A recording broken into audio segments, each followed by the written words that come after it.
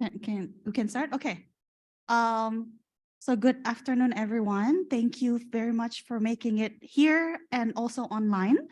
So I would like to give everyone a warm welcome to this event that is jointly organized by Atmajaya's PKBB and our Applied English Linguistics program, also sponsored and supported by Aminef and Fullbright. I heard that they're here from Aminef. Oh, okay. Okay, so thank you so much for everyone. This is a big collaboration. Today, we have 3 speakers here. Oh, sorry. Oh, okay, so I heard that Aminef has joined us online. Okay.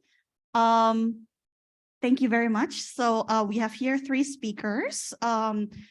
Firstly, we have Austin, who has agreed to mentor some of our students. He is currently an independent researcher supported by Aminef and Fullbright and affiliated with Atmajaya's PKBB. His research interest is in syntax and semantics variations and relationship to the theories of linguistics, right? And of course, working with understudied languages. Austin is also very interested in giving back to the community. Okay. We would like to really thank you for taking on this mentorship role for our students in your latest field work in Ketapang. And we also have here with him, Duma and Andre. Yeah? So Duma is currently a student at our Masters of Applied English Linguistics program. Very well-established teacher and trainer who has worked with companies, the government, also English centers, right? So I hope you learned a lot from this experience. We also have Andre, who is currently enrolled in our English education undergraduate program.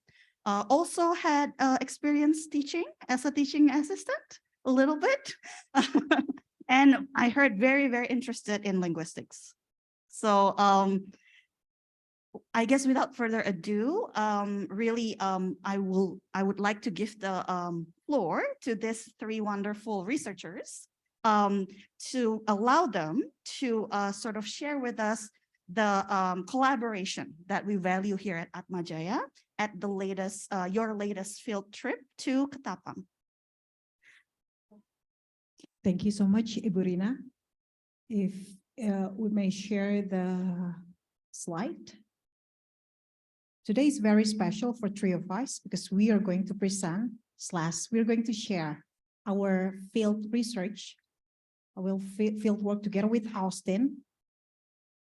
My name is Duma, by the way, and I am, as Ms. Rina mentioned before, I'm a master's degree student in Applied Linguistics at Atmajaya Catholic University, together with my research partner, Andre, if you might want to introduce yourself a bit. Well, my name is Andre. I am an undergraduate student in English Education Department in Unika Atmajaya. And then... Yeah, hello, everyone. Good afternoon. My name is Austin. I'm an independent researcher affiliated with Aminef as well as Unika Atmajaya, spending last August until next month, so 10 months in Indonesia. And before we get started with the core substance of today's presentation, I want to give some acknowledgements. This is a huge team effort. Could not have done it without these folks, and I apologize if there are people that I have not listed on here.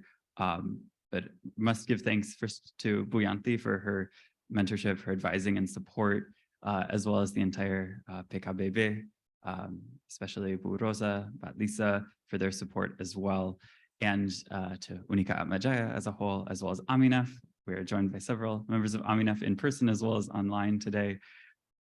Additionally, some past research on the language Bahasa Simpakng that we are going to be discussing today. Some past research was done by Pa Uri Tadmur and the late Pa Ardi Suhardi. We're very grateful for their contributions as well. And of course, the the speakers of Bahasa Simpakng in Ketapang who have so generously shared their knowledge and their time with us. Okay, so for the purpose of the research in Ketapang, Austin and all of us researched a dialect language called Bahasa Simpakng, or can be pronounced as Bahasa Simpakng, in order to document the language and describe the aspect of its syntax and semantic. And particularly the research interest is about pronouns and verbs. Oh, okay, I'm sorry. Maybe next.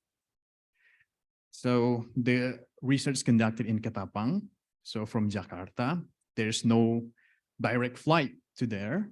So you have to transit in the West Kalimantan capital, called Pontianak, and then you have additional flight from Pontianak to Ketapang. Maybe it takes 45 up to 50 minutes. And then precisely, the research conducted in Delta Pawan, Ketapang, which is, maybe I can tell, district capital of Ketapang. And we are bonding with the native speaker there who are from Simpakng Hulu. So our objective is to gather natural data as natural as possible. To do that, we implement 3 field research methods. The first one is the questionnaire, storyboard, and video. I'm going to talk a little bit about the questionnaire since I did that. I tried that when I was there in Ketapang. So a lot of preparation needed to do the questionnaire, to do the elicitation sessions. The first one, of course, we have to contact the participants, right? We need to also arrange the time and venue for the elicitation sessions. And then the questionnaire is prepared prior to each elicitation session. So we had a lot of some kind of discussions or brainstorming together, 3 of us, to discuss follow-up questions that we want to further analyze or interview through the next one here. Second one is the series of vocabulary words, start from the simple words and then moving on to more complex sentences. And then the words or sentences are given in Bahasa Indonesia, and then the participants needs to translate it into Simpakng translations. Or there's another types of questions where we gave them a kind of statement or phrase or words, and then the participant will judge on the quality of our statements. 3 means perfect, it's acceptable, 3 fairly okay, or 1 they don't understand, it's unacceptable in their language. After preparing the executions, lots of things again, we need to prepare the paperwork, informed consent, storyboards, the video is ready, the recording tools also already we tested beforehand, and set the outline of the agenda of the session. This is the thing that I think the amateur researcher like me missed most of the time. So we have to tell the participants what they're going to get. Is it like an hour? And then how many sessions are there going to be? So it's clear enough for the participants, and they can also allocate the time during the sessions. Clear and consistent instructions, and say, ini bukan ujian, tidak ada yang salah, make them feel relaxed. So what we get is just a very high quality data. Pen and paper, Austin got this idea. I think he got it like from long research experience he had. Because laptop could be intimidating for some people, especially people there in Kalimantan. I don't think laptop is intimidating for people in Jakarta, but yeah, to avoid that kind of intimidation kind of feeling, so pen and paper are really recommended here. And this kind of tools is really suitable for researching specific linguistic phenomena. On to the next one. The next item, we use the storyboard method. And the storyboard method is a language data collection that gather authentic elicitation from the native speaker. And what's interesting here for me personally, there is no additional brief written explanation or caption there. So instead, the researcher will tell the story. We'll tell the story about what the context of the story, and then there's 2 times maybe they can have an opportunity to depict the context of the story, and then they will tell the story in their own words in Ketapang, in Bahasa Simpakng. And next. And then the video, yeah, it's a pen and paperwork. I know that Duma has emphasized that, but in order to play video, we just need a laptop there so they can have a clear images, so they can also have a clear explanation what we're going through, or where the story will go or will end.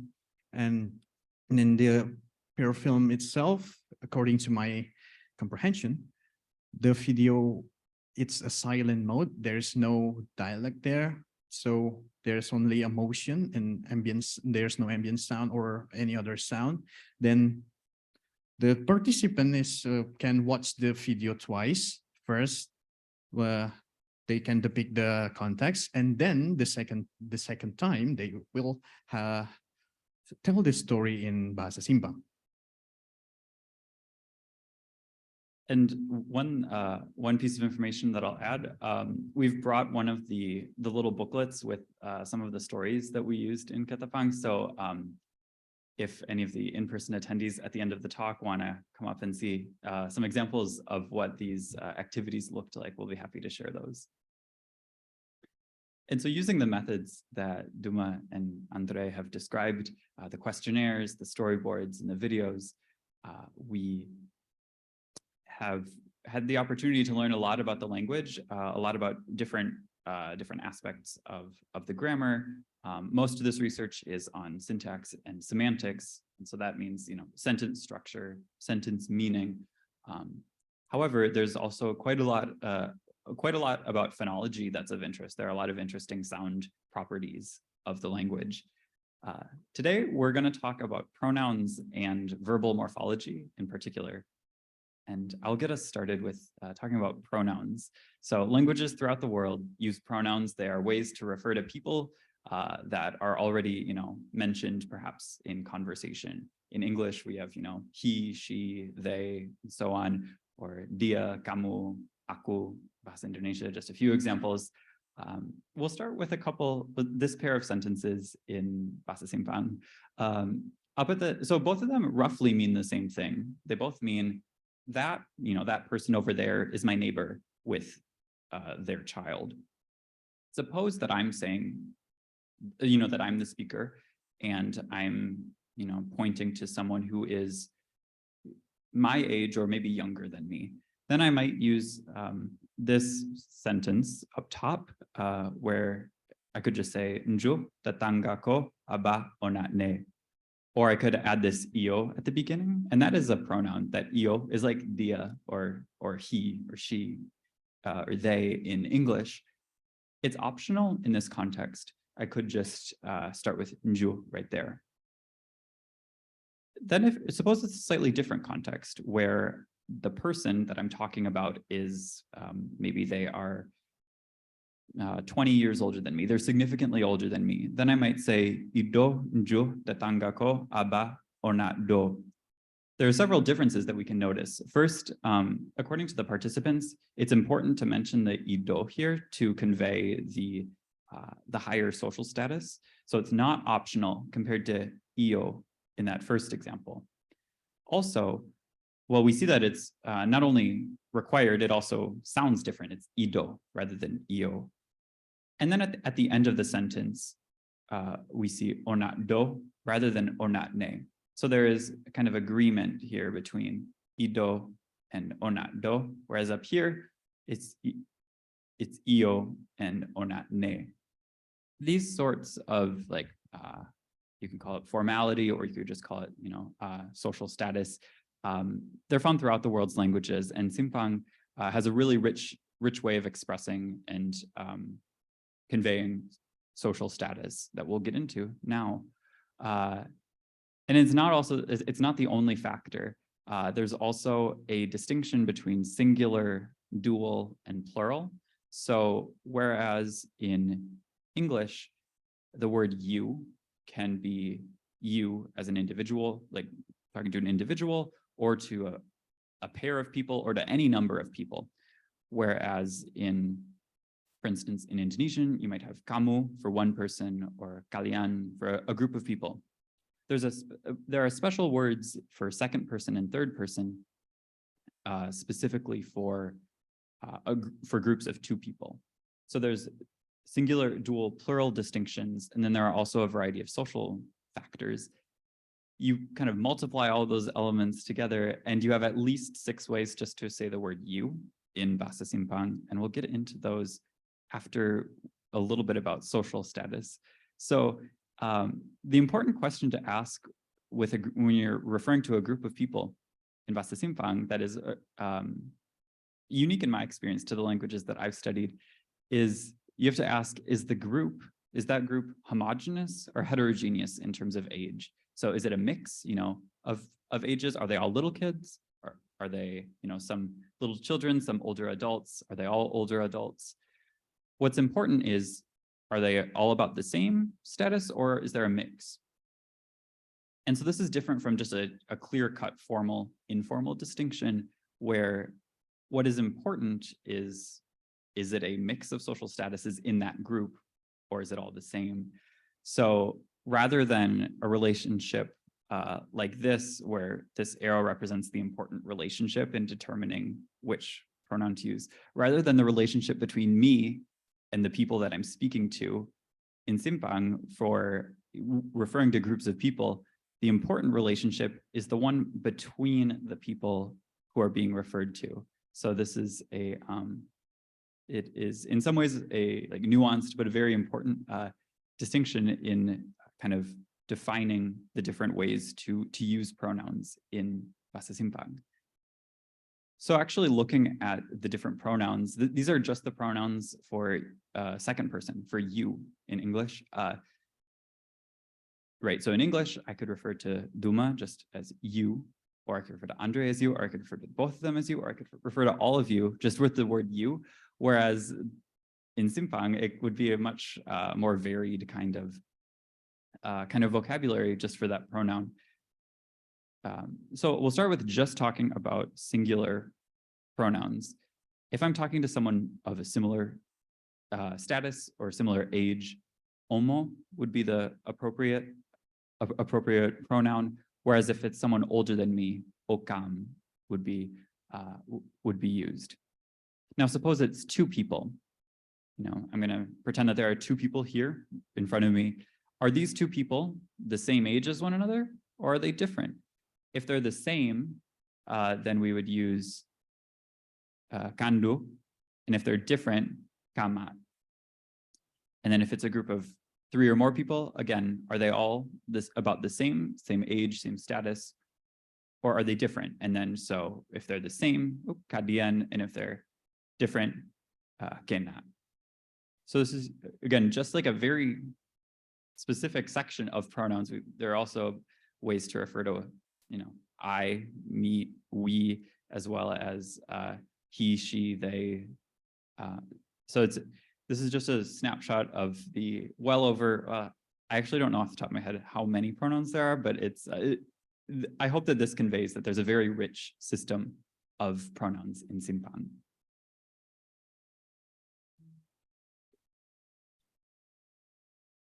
Okay. And we jump up to Simpakng for morphology, which is how to build an active or passive verb in Bahasa Simpakng. So according to the research that we have conducted, there are 3 findings from Simpakng verbs. The first one is vowel changes that seem to be triggered by the prefixes. And the second is a passive without affixes. And the third is a passive with infix. And this element is called an. Another interesting findings or a small hypothesis we conclude from the data is the prefixes and vowel changes. So if a word starts with a ka and they're all passive words like kabak in Indonesian dibuka, kajab, didiamkan, kabis, dibunuh, or kapuk. If you want to transform all of these words into active, then there's a segment ngo. So from kabak into ngobak, from kajab into ngojab, kabis, ngobis, and kapuk, ngopuk. There's another word as well, ngojab, kobis, and also kopuk. Another word like patik, pa, a little bit of transformation vowel changes there. If you want to transform those into active, it should be motik and potik. So a little bit of hypothesis that we concluded that if there is a segment ka in front of passive verb, it is instead ngo an active verb. Then if there is a segment pa in front of the passive word, it is instead mo an active verb. Similar in Bahasa Indonesia, kirim, mengirim, or less formal, ngirim. So the vowel remains consistent, or pasang, memasang, masang, similar place of assimilations of nasal prefix, but the roots of the first vowel remains consistent.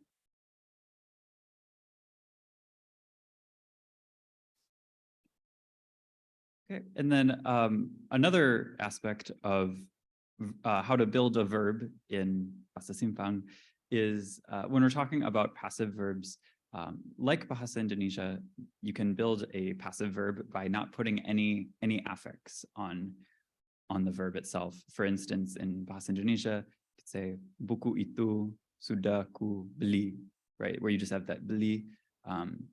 This is different from, say, dibeli, right? Both of them are passive verbs, but just different ways to put them together. In Bahasa Simpakng, we do see verbs that have no affixes that are used in a passive way, such as we've got this pair of sentences here. So the first one is actually a question. Osi yang munyo omo boneka. Who gives you a doll? And here we have this munyo, where at this stage of the research, we're not yet sure what exactly like the underlying or like form, the underlying form of this prefix is, but it is some sort of prefix here showing up at the front of this verb. And then we notice in the second sentence, boneka nyo le indoko, where nyo is has no prefix and it is used in a passive sentence. One interesting aspect that you might notice here is that there's this le in a passive sentence where the passive has no affix. Le, according to some of the participants in this research, is similar to ole in Bahasa Indonesia. Ole in Bahasa Indonesia is often used with a passive verb that starts with the prefix di. Buku itu sudah dibeli oleh dia, for instance. So this is an example of Bahasa Simpakng showing something that looks somewhat familiar to compared to Bahasa Indonesia grammar, but still has something kind of a unique combination of characteristics. It has a passive that has no affix, as in nyo, but it also has this le. And I should note that the le is not always present in passive sentences. Sometimes it is absent. We're not yet sure why it's optional, or if there are particular say semantic requirements for the le to be present or absent, but it is nevertheless interesting that it shows characteristics of both what looks like an Indonesian, passive that has no affix, combined with a characteristic that seems in Indonesian to show up when you have a different kind of passive, this D passive. And up next, Andre will be talking about a different method for forming a passive verb. Not sure if it's word. There we go. All right. So the next is about passive with infixes. What comes into my mind when hear about infixes? I probably figure out, our Bahasa Indonesia have infixes? Yeah, right? Like guru, gemuruh, or kilau, kemilau, or gilang, gemilang. But in Bahasa Simpakng, the have a different function in order of the morpho-syntactic elements, whereas in Bahasa Indonesia there is no changes there. Like jari jemari, it's referred to the same noun, but in Bahasa Simpakng, we can build a passive with infixes. Okay, like we jump to the example there. So the active form of this sentence is Oko dah miri buku nyen, or means already bought that book. It's active form, right? So in order to build a passive form, we can use the morphosyntactic elements n. So it become buku nyen dah berdiri ko. There's brackets there, ko, that means it's optional, or then the meaning of the sentence is that book is already bought by me. Maybe, so there's, no, maybe you can add some example with your research finding of it.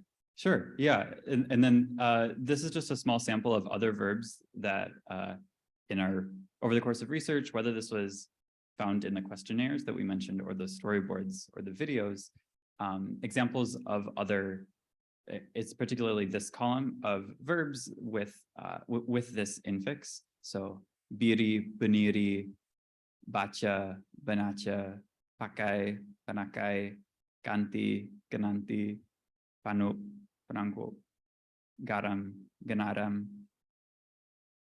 We are, yeah, seeing that this is in addition to the previous topic of having a passive with no affixes, having an infix seems to be another strategy for expressing a passive verb in Bahasa Simpakng. So in our next section of today's presentation, we're going to shift from like some of the specific research findings to more about the methods. When we were putting together this project, that was one of the main areas of focus, was to share opportunities to use various tools for linguistics research and analysis. So briefly, I'm going to go through kind of the overall process of analyzing linguistic data after the research session has concluded. So we have an audio recording from the research session, and then we're going to go through the steps of editing, annotating, and building a lexicon from the data. And all of the tools that we're going to be talking about here in this section throughout this process, all three of them are freely available. So if you want to try them out for yourself, by all means, you are free to do so. First up is a tool called Audacity, which can be used for editing sound files. It is something that I've used in my research, and that we've used to say edit audio clips from I guess for the real specific details. So you take the micro SD card out of the audio recorder, upload it in, and then upload the files in here, and then say find, maybe there are areas of background noise, or someone is walking by and says something that is caught in the recording, and we want to remove that. It's not needed, or it could be getting in the way of us focusing on what we want to be studying here. And so we can, one of the kind of basic functions of Audacity is to select portions of audio. Say we want to remove background noise, or we just want to mute that part because there might be something, again, getting in the way of our analysis. Once we have an audio file that's been properly edited, we can bring it over into a software called Aline, which has a lot of exciting functionalities, and I am by no means an expert on it. I'm very much still learning about all that it can do. So we've been learning it together. One of the things that Aline can do is, as you can see here, it brings in an audio file, represented, with these waveforms, and then you can add annotations to it. So for instance, we have an audio file from our research. We have someone narrating a storyboard. We bring it into Aline after cleaning it up in Audacity. We bring it into Aline, we add and then we select a portion of the audio that corresponds to a sentence, right? So this is where a participant was uttering a sentence. And we can add as many annotations as we want, and we can organize them in the way that makes the most sense to us. So we have an annotation here for kind of the basic written transcription of what was said in the recording. So we play back the recording, and then we write down the sentence. You might recognize this. This is a sentence from a few slides back from a storyboard narration. And then what we can do is we can add additional layers of description here. So we can break this down into each word and each morpheme, and then each morpheme gets its own gloss, or like a kind of a specific translation of each block of the sentence, and then also Indonesian and English translations as well. So it can enable a really rich annotation system and get very detailed, not only written descriptions, but also written descriptions that are paired with the actual audio. So it can be useful to a variety of linguists in the future, not only those who are, say, studying sentence structure, but those who want to study, say, the phonetic properties as well of the utterance. And then the third tool that we'll mention is Flex, or Fieldwork's Language Explorer. And this tool, one of the applications that we've been exploring is building a lexicon or a dictionary. So one capacity in which Flex can be used is exemplified here on the left-hand side with these sentences that were taken from audio recordings from our research. And then we can add in for each morpheme or like building block of a sentence of the sentence, we can add the translation and the glossing.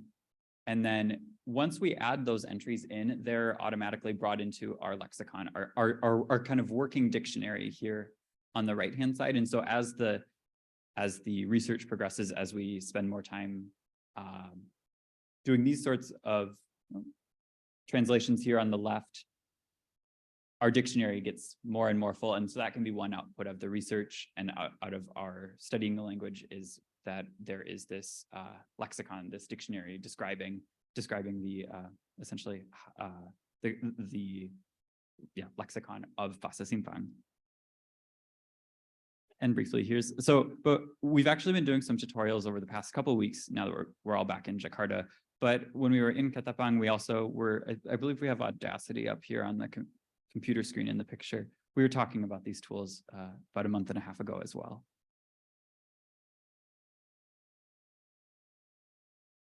Okay, so my impression with the tools that involved in the research, I'll go one by one. About the field recorders in Audacity. For me, it's very straightforward. There's no shortcut that have to be memorized or any complicated steps that we have to been through. So it makes us easier to conducting simple tests before the elicitation. And for the Audacity, because it's very simple software, it's beginner friendly. If you want to record audio and then edit a little bit to move the background noise, is very helpful. And then for the second item called Aline, I have to confess that I have a very big struggle with this software, because they're all-in-one software, because they can incorporate the audio that we have cleaned with Audacity.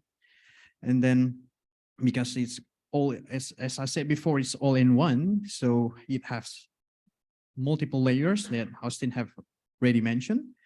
And not only the annotation, but the participant itself, we can wrap up it in multiple layer also.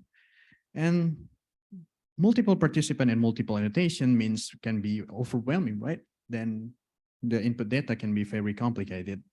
And for the Flex, I like this software because it's beginner friendly and lexicon based and very useful in order to have consistent form. Then if there's a two window right before, see, there's a detailed information, and then the output, just like the dictionary we have encounter in our daily basis.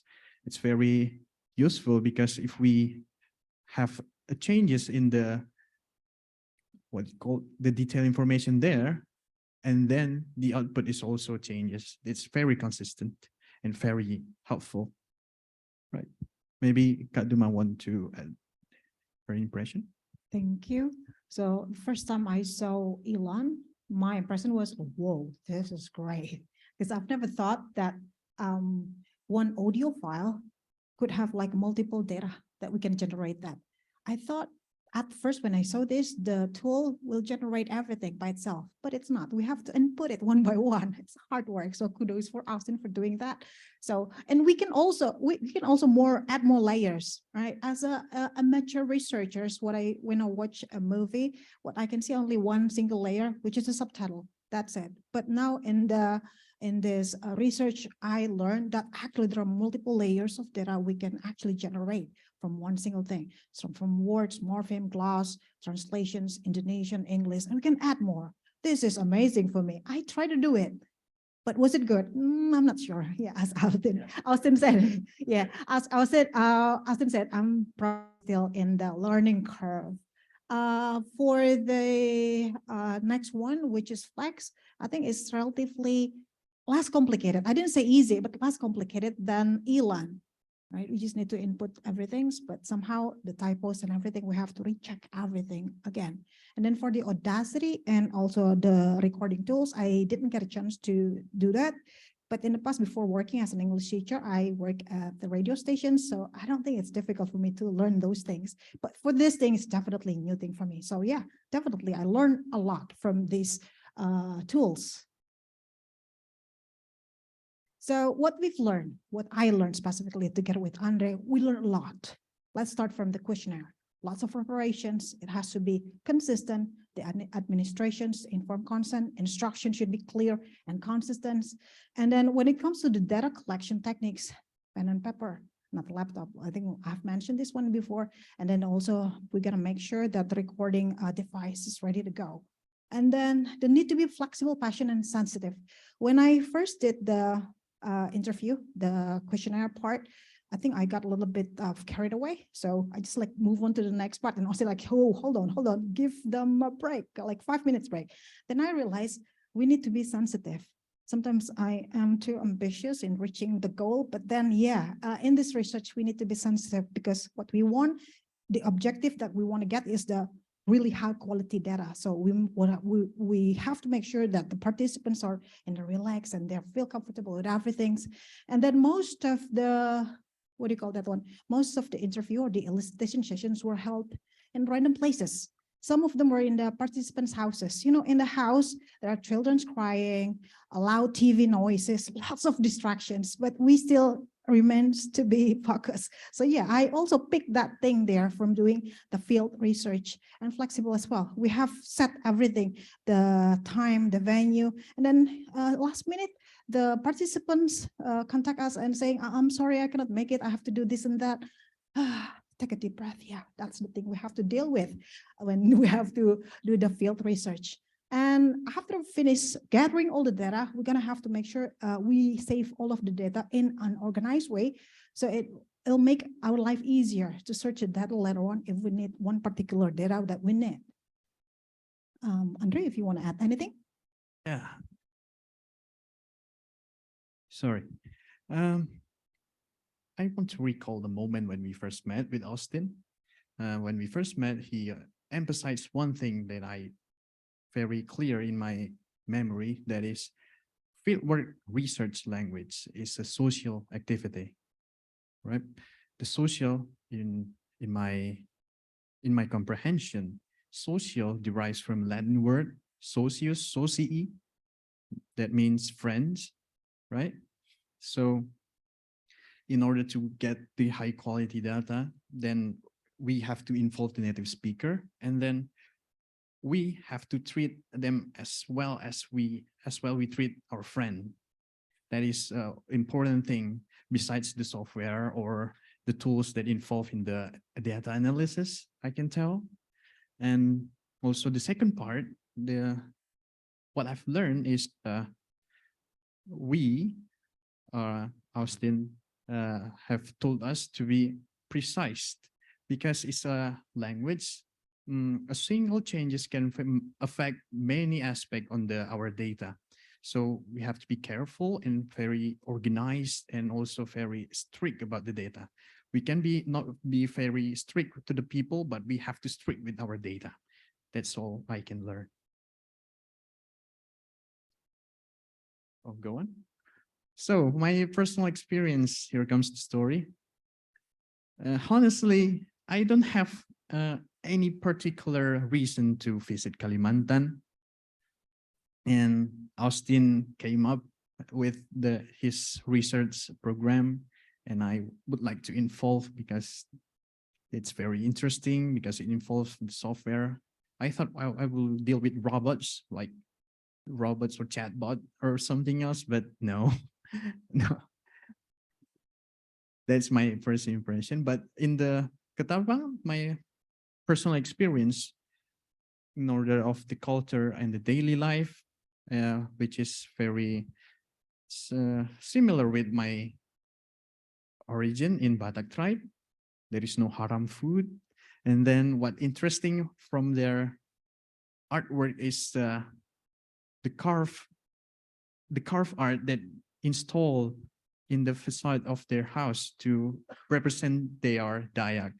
In Bataknese, we also known Gorga, which is to represent our handicraft, local carving or something that represent us to be a Bataknese people. So I found there's no far culture gap there between me, myself as Bataknese and they and them as Dayak people. As well as food, there's no haram food. In Bataknese, also there is no haram food in Toba section, especially. Maybe for the public play spaces and tourism, Kaduma want to convey something? Yeah, if I might add a little bit about the food for Andre, he didn't have any problems at all. But for me personally, it has been ingrained in my brain, right? So the list of the food that could be eaten and the list of the food that are not supposed to be eaten. So believe it or not, people there in Ketapang eat squirrel, snakes, what else there? Monkey. I shared that with my friends. They were like, "Whoa, really? Yeah, that was probably not in, even though there's no halal or haram in my tribes or my religions, but still, it's just so wrong when you have to eat the squirrel. That's cute little animal." I didn't have a heart, but then I tried it. It wasn't that bad. I'm still alive now. Yeah, thank God for that. So yeah, it was pretty cultural shock for me for the food as a part of the culture. As for the public place spaces there, it's a kabupaten, it's a small district. So relatively the same like small districts in other places in Indonesia, I guess. But I noticed there's no mall as in Jakarta. You know, Jakartan people who live in the big city for quite a while, mall, but there's no mall there. But Austin told me there is a mall actually a little bit further than the place that we were in. There's a mall. For tourism, Kalimantan is not a tourism object, and I had a little bit of disappointed when we got a chance to visit one of the beaches there. It wasn't as beautiful as Bali. Maybe my expectation was too high. And then I realized Kalimantan is not a place for the tourism. But yeah, a little bit further, some of the beaches, Austin said, are there. And then, yeah, they're beautiful. Yeah, we just haven't got a chance to visit those beautiful beaches. So here we are having dinner at Sabas and Andre at Snake, right? Did you eat snake? And also Austin tried labi-labi or turtle. I was like, oh my God. But yeah, they said they're good. And then the second day, another Dayak restaurant in Ketapang. Oh my God. Right, here we come to the conclusions part. First of all, I would say thank you so much. If it wasn't for Austin, Aminef, Fullbright, and also PKBB Atmajaya, for this chance there for us, we wouldn't have been landed there in Kalimantan. And then, yeah, thank you so much for this opportunity. I learned a lot. And one thing that I can say from this field research is, number one, research is not an easy job to do. It's lots of work there and preparation and stuff. And then specifically in Austin's research, he adopted three methods for eliciting data in linguistic fieldwork, which are the questionnaire. Next one is the the storyboard and the video narration. And for the research finding, there's three of them. There's rich pronoun system in Bahasa Simpakng. As you have here before, there is 6 pronoun system in order to second pronoun, right? There is omo, okam, and then kandu, kamak, kadian, and kenak. And then the second research finding that is verb prefixes can be triggered a phonological change. And the last, simpang, passive verb can be bear no affix or carry an infix. Maybe want to Yeah, add more? and just to briefly talk about some ongoing or upcoming work, we're also looking, in addition to pronouns like I, you, she, we're also looking at reflexives like myself, yourself, herself. And then with this infix, we shared a list of some verbs that can take infixes. What we have not yet mentioned is that participants told us that there are some verbs that just can't take the infix, and we're trying to figure out why that is. Is it something to do with how the syllables are put together? Is it something to do with the meaning of those verbs? Kind of what makes these categories of verbs that can take a prefix and verbs that, or that can take an infix and verbs that cannot take an infix? And I believe Andre will close us out. I give a shot to express our gratitude in Bahasa Simpang. Terima kasih. Mana madah kena monikoto, that means thank you and we're glad you're coming. Thank you. Thank you.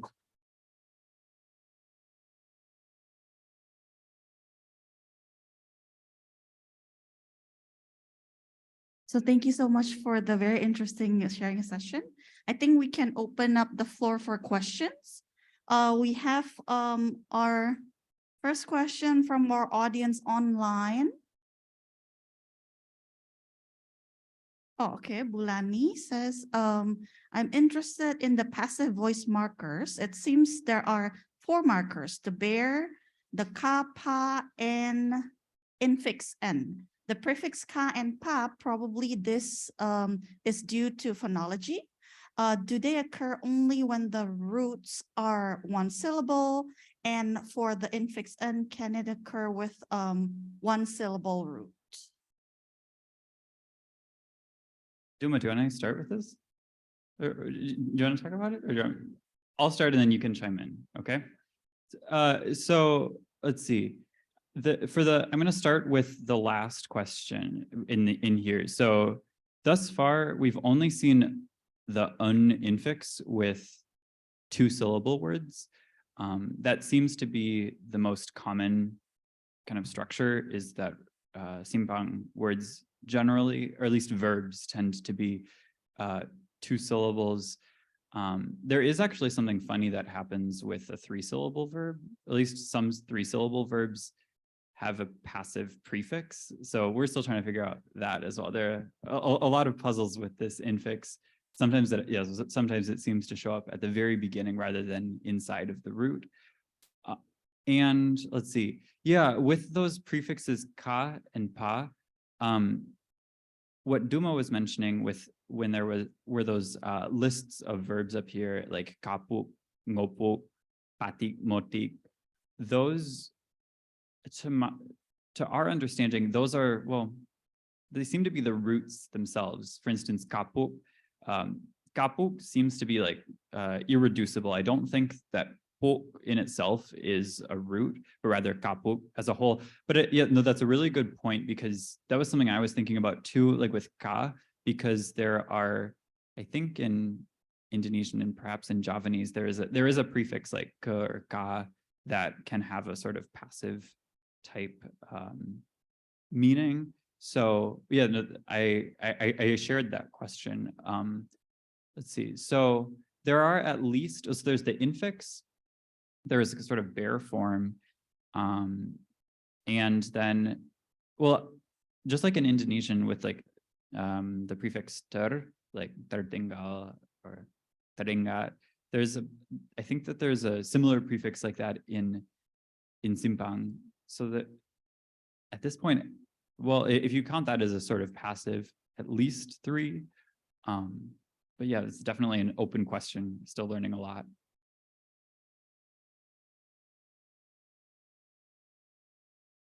Okay, so the ka and pa, basically they're the word, right? So it's the bear. Okay.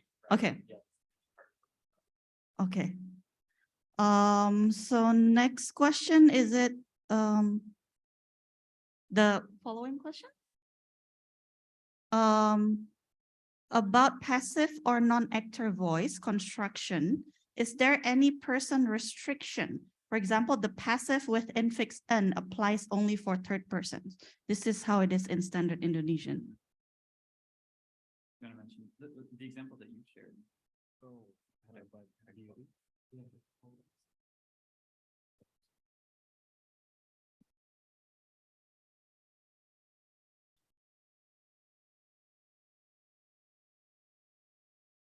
Well, I'd like to answer it briefly, but in order to the politeness, I would like to give an example. To give further explanation, refer to the example that we already encounter. Maybe we can go to the slide with the passive with infixes.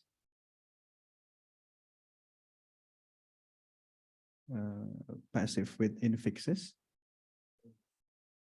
More.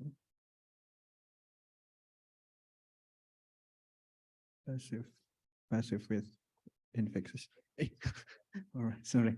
Oh yeah. Sorry. We forgot we have this tool. See, there. Oko dah miri bukunyen becomes bukunyen dah beniri. Ko. So I've already mentioned that ko is first person singular. So that means the answer is no, it's not only for the third person. Thank you. Maybe But it's also not just for first person singular. That's right. Okay. Yeah, and it's also not just pronouns. And I know that some varieties of Indonesian, for instance, with a bare passive, Mhm. it needs to be a pronoun. For instance, like buku itu sudah ku beli Yeah. versus a full like, Standard TP. Indonesian, yes. Yeah, standard yes. Indonesian has that requirement. So we've not yet seen any kind of requirements on the agent in a passive. I don't think, as Andre was mentioning, first person is fair game for the infixed form, and yeah, I think in both infixed forms as well as bare forms, we've not yet seen those restrictions. Okay, I guess a little follow-up. So you said that with the other passive, the bare passive, you had to have, it's optional to have the le. Yeah, So this one doesn't have the le. this one does not have Okay. delay.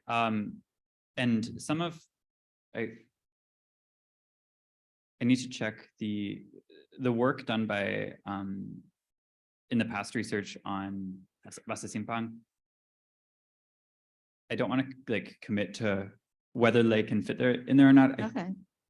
I have like a vague memory that there is an example in an existing database on Bahasa Simpakng of lay also occurring With the with the infix. infix Okay, as well. okay. Yeah. Okay. So perhaps we can go to the next question. Or does anyone here perhaps offline? Or, oh, this one, okay. Oh, okay. Someone wants an advice as a new language researcher, how to sort of gather valid data, especially for understudied languages. Well, I'm not sure I'm the perfect person who give the advice, but as an amateur researcher myself, I think what we need to do, number one is, of course, researching on the previous researchers. So find out what the gap and then try to find the gap that is missing there, and then talk to other people as well.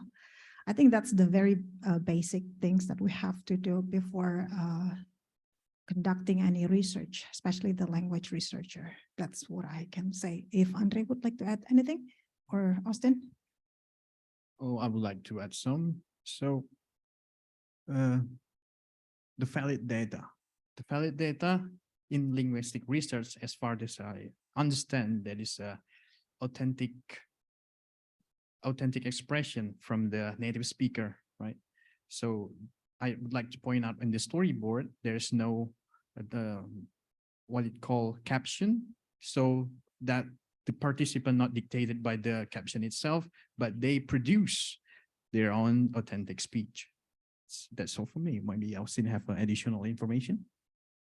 Yeah, just briefly, I guess, on the topic of valid data, I think one of the, most important ways to get high quality data is to just make sure that you're speaking with multiple people and getting a large enough sample size, so that in addition to speaking with one person, you also go to someone else to get their judgment, say, on a particular sentence, or to get their translation on something. Just like with all science, you do the best science with with high quality data, and to get high quality data, it's important to work with a group of people to get a well-rounded answer. Okay. Oh, okay. We have Pak Dendi.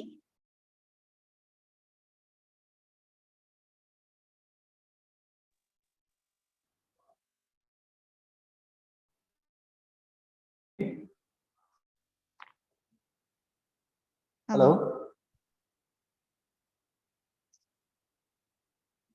Go ahead, Pak Dendi. Hello. Hello. Okay. Thank you very much for the time. My name is Dendi. I'm from National Research and Innovation Agency, or BRIN, and it's a very nice presentation from three of you. Thank you very much. And also, it's about field research on Bahasa Simpakng.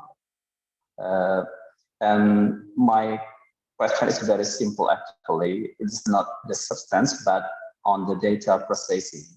As you said before, that the data is processed using the application, right? Like Audacity, and also Aline, and also, Flags. Okay, so we know that using the did you involve people or students to use the application? If so, how long did you teach them? That's it. Thank you. Sorry, I don't think we can hear you too well. Can you perhaps repeat the last part of your question?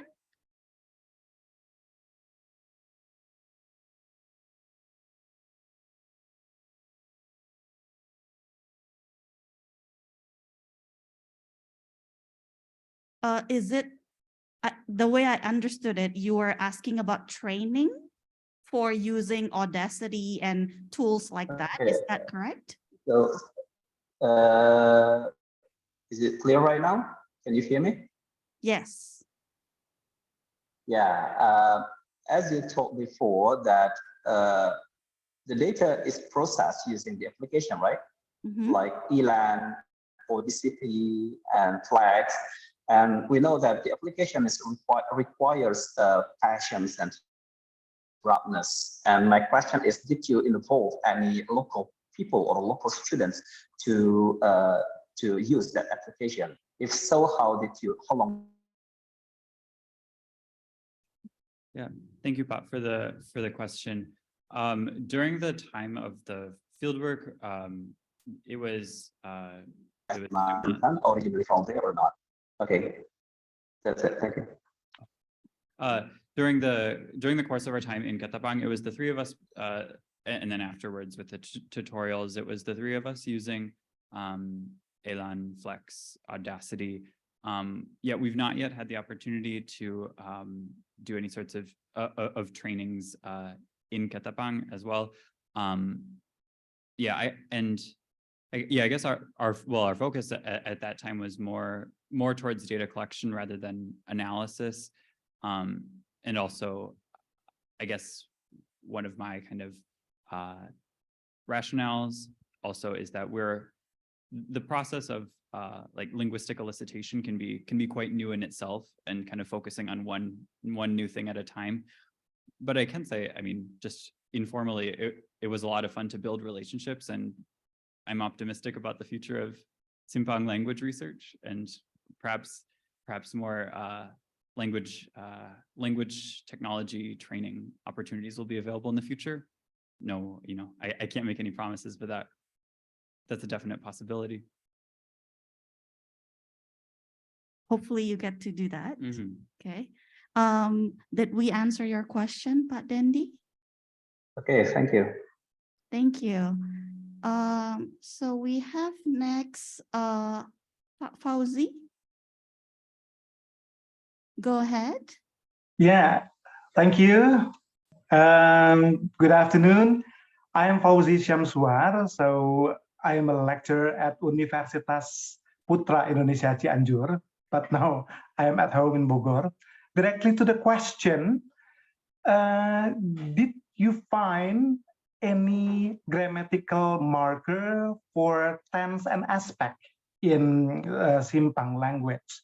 As we know that in Sundanese, a language spoken in West Java, there are certain unique markers, particular markers for aspect, which are called kecap antaran. Is there any such of system in the language that you are studying? And I underline, is there any grammatical marker instead of a lexical marker for tenses? Thank you. Yeah. Thank you, Pat Fauzi. I can, provide an answer. So in terms of like verbal morphology, there's no inflection for tense or aspect directly on the verb. There are a variety of aspect markers, some very closely related to Indonesian and Malay, like da or sudah, something like a perfect aspect. There is also, and we didn't mention it in today's presentation, there is a marker, it's just that seems to, we're still pinning down kind of the word order of it, but it's this, I guess I'm not sure if it's a particle or like a proper aspect marker. It seems to also be a perfect aspect marker. At this stage, we are watching some kind of candidates for potential aspect markers, that in particular. In addition to that, it seems like in terms of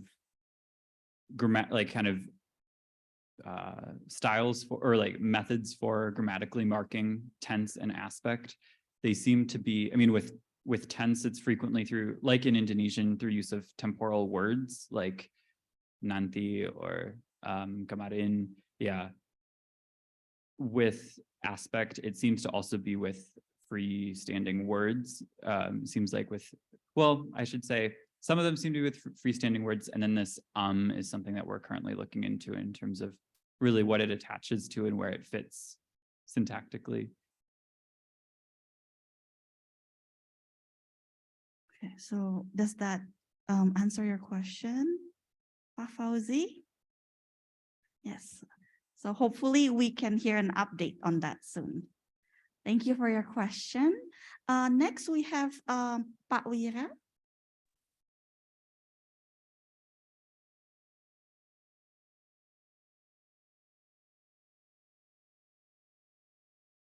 Pak Wira, you may ask your question.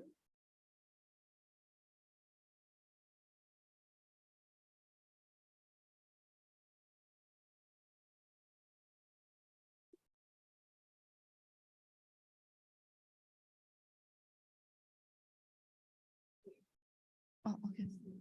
Okay, so, okay. So, there's this one, Pak Teguh. Okay, so I will move on to Pak Teguh's question. We know that Bahasa Simpakng is an intangible cultural heritage, right? That is said so by the Kemendikbud. So what is the consequences of that? So I guess like how do, like working with understudied languages, like what does it mean to you and things like that? And yeah.